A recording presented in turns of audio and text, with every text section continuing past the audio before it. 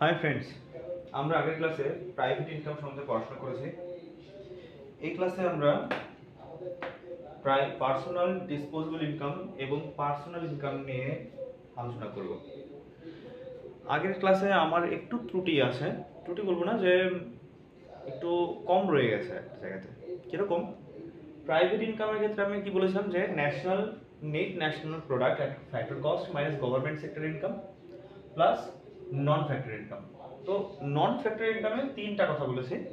কি কি আছে? Net current from government, net current from rest of the world, আর হচ্ছে এনএফআইএ যখন এনএনপি এর জায়গাতে এনডিপি অ্যাট ফ্যাক্টর কস্টে থাকবে।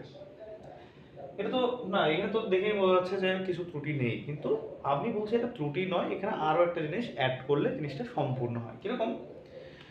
এখানে আমরা বসাতে যাচ্ছি ন্যাশনাল ডেট ইন্টারেস্ট প্লাস এটা হচ্ছে অপশনাল ন্যাশনাল ডেট ইন্টারেস্ট। যখন কোন একটা দেশ বিদেশ থেকে লোন নেয় তখন কিন্তু সেটা যদি ইনফ্রাস্ট্রাকচারে খাটায় তখন তো হচ্ছে এটা প্রত্যেকটা মানুষকেই তো প্রত্যেকটা সিটিজেনকেই তো সেইখান মানে ট্যাক্স দেওয়ার মাধ্যমে হোক, হ্যাঁ, বা অন্য কোনো স্কিমের মাধ্যমে হোক বা ডোনেশনের মাধ্যমে হোক না কেন, এনজিওর থ্রুতে হোক না কেন, সেই টাকাকে পুনরায় ফিরে দিতে হয়। এই দায়িত্ব প্রত্যেকটা সিটিজেনের। অর্থাৎ যখন বিদেশ থেকে লোন আসছে বা কোনোভাবে লোন আসছে, সেটা আমাদের প্রাইভেট ইনকামের মধ্যেই থাকছে। ঠিক আছে, যেহেতু প্রাইভেট সেক্টরের মধ্যেই পড়ছে, তাই না? প্রাইভেট সেক্টরের মধ্যেই থাকছে, কিন্তু সঙ্গে যেহেতু আমরা নন ফ্যাক্টরি ইনকামটাকে যোগ করছি, তো এটাকে আমি প্রাইভেট ইনকাম বলছি। তো এটাকে বলছি যে লোনের অ্যামাউন্টটা যে আছে সেটা তো আমাদের দেশেই তো হচ্ছে কি যে যোগ হলো, এটাকে বলা হয় ন্যাশনাল ডেট ইন্টারেস্ট। তো এইভাবে যেটা আমরা পাচ্ছি সেটা হচ্ছে প্রাইভেট ইনকাম। এবার আসি আমরা প্রাইভেট ইনকাম নিলাম। এবার প্রাইভেট ইনকামটা কি? যেটা কিনা একটা কোম্পানি বা ইন্ডিয়ার বিভিন্ন ধরনের কোম্পানি, যত কোম্পানি আছে বড় বড় সেক্টরের সমস্ত সবকিছু মিলিয়ে হচ্ছে এটা আমার, বা হাউস হোল্ড, হ্যাঁ, প্রত্যেকটা সিটির মানে ফ্যামিলির ইনকাম, প্রাইভেট কোম্পানির ইনকাম, সব কিছু মিলিয়েই হচ্ছে কিন্তু এই প্রাইভেট ইনকাম। কোনো একটা পার্টিকুলার মানুষের জন্য না, কিন্তু পার ক্যাপিটাল ইনকাম না, কিন্তু সব মিলিয়ে এইটা হচ্ছে প্রাইভেট ইনকাম। এবার যেগুলো বড় কোম্পানি থাকবে তার ক্ষেত্রে কি হবে? সেই প্রাইভেট ইনকাম থেকে যে পরিমাণ মানে সেই কোম্পানি চালানোর পর যে ইনকামটা করছে সেই ইনকামটা ধরা হয় হচ্ছে কর্পোরেট ইনকাম। মানে এটা এই প্রাইভেট ইনকামকে আমি আলাদাভাবে কর্পোরেট ইনকামও বললাম। এখান থেকে মাইনাস করতে হবে। যখন কর্পোরেটের ইনকাম হয় বা কোম্পানির ইনকাম হয় তখন সেই ইনকাম থেকে একটা ট্যাক্স দিতে হয়, সেটাকে বলা হয় কর্পোরেট ট্যাক্স।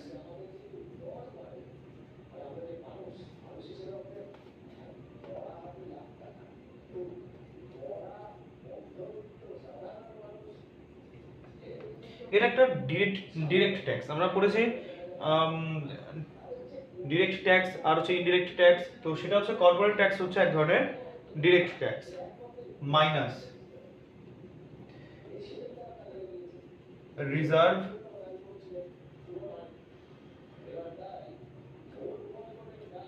অথবা রিটেইনড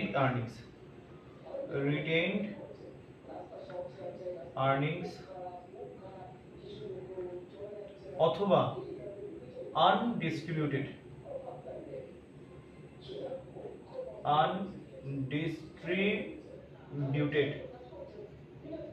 প্রফিট।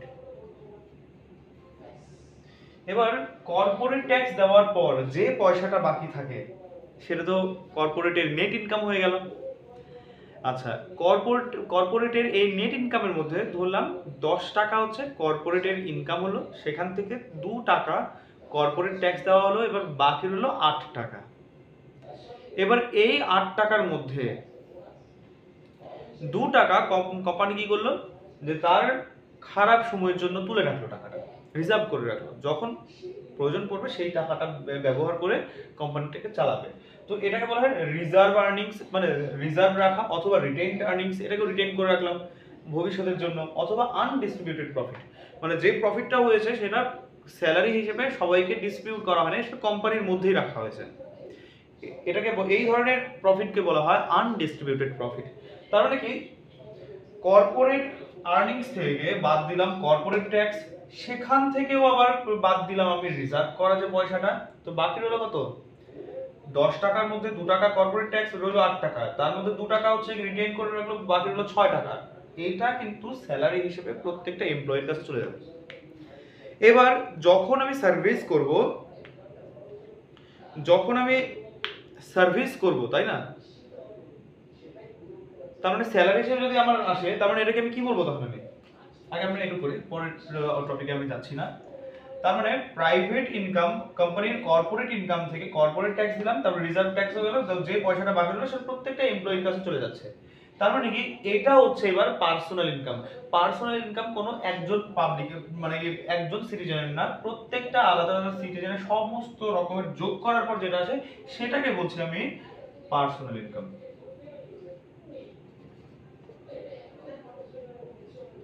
এটা গ্রস ইনকাম, গ্রস। তার মানে এই গ্রস ইনকাম মানে গ্রস স্যালারি যেটা আমরা বলি। এবার এখান থেকে কিছু ডিরেক্ট ট্যাক্স যাবে। ধরলাম কোনো এমপ্লয়ির 2 লাখ টাকা পার মান্থ ইনকাম, তার মানে 12-24 লাখ পার অ্যানাম পাচ্ছে, তাহলে সেখান থেকেও আবার তোমার হচ্ছে ট্যাক্স কাটবে গভর্নমেন্ট। এখান থেকে আসবে ডিরেক্ট ট্যাক্স বা ইনকাম ট্যাক্স, ডিরেক্ট ট্যাক্স আসে। আচ্ছা, এবার বলো, যে পয়সাটা বাকি রইলো ট্যাক্সটা, এটা কি পুরোটুকু কনজাম্পশন অথবা সেভিংস এর জন্য উপযোগী? আমরা কি বলেছিলাম, পার্সোনাল ডিসপোজেবল ইনকাম মানে হচ্ছে যে ইনকামটা পুরোপুরি কনজাম্পশন এবং সেভিংস দুটো ক্ষেত্রে, শুধুমাত্র এই দুটো ক্ষেত্রে যখন এটা ইউজ হয়, যে ইনকামটা, সেটাকে বলা হয় পার্সোনাল, মানে সেটাকে বলবো আমরা ডিসপোজেবল ইনকাম। কিন্তু পার্সোনাল কোনো ক্ষেত্রে কোনো মানে যে ইনকামটা সমস্ত সিটিজেনদের সেভিংস এবং কনজাম্পশনের জন্য ব্যবহার হয়, সেটাকে বলবো আমরা পার্সোনাল ডিসপোজেবল ইনকাম। আমরা তো পার্সোনাল ইনকাম থেকে ডিরেক্ট ট্যাক্স বাদ দিয়ে দিলাম, তো বাকি পড়ে রইলো কি? ট্যাক্স দিয়ে দিয়েছে, এবার সেই পয়সাটা এবার আমার, এবার আমি খাবো, খাওয়ার পর যেটা বাকি রয়েছে সেটা সেভিংস হবে না। এটা এখনো পর্যন্ত আমরা ডিরেক্ট ট্যাক্সটাকে বাদ দেওয়ার পরও পার্সোনাল ডিসপোজেবল ইনকামে উপনীত হতে পারিনি।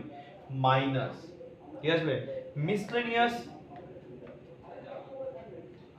মিসলেনিয়াস ট্যাক্সেস এন্ড ফিস। কিরকম? এটা কিরকম হয়?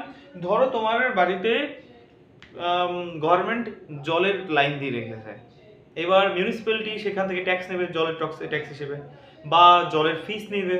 আবার ড্রেন করছে মিউনিসিপ্যালিটি, তাহলে বছর একটা তোমাকে ট্যাক্স দিতে হয় গভর্নমেন্টকে, এই মানে মিউনিসিপ্যালিটিকে আলাদা করে ট্যাক্স দিতে হয়, তাই না, বা ফি দিতে হয়, সেটা হচ্ছে মিসলেনিয়াস ট্যাক্স এন্ড ফিস। তো এটাও কাটার পর যেটা রইলো, কংগ্রাচুলেশনস, তুমি এবার পৌঁছে গেলে তোমার পুরো কনজাম্পশন এবং সেভিংস এর জন্য ব্যবহৃত যে ইনকামটা, দ্যাট মিন্স পার্সোনাল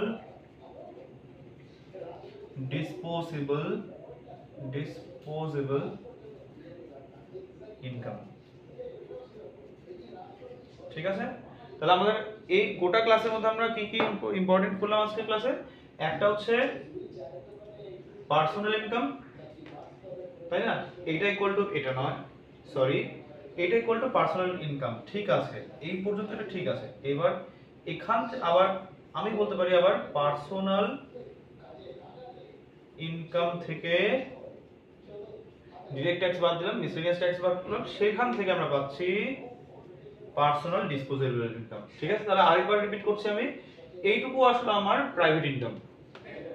এটা সমস্ত ক্যালকুলেশন করার পর যেটা পাচ্ছি প্রাইভেট ইনকাম।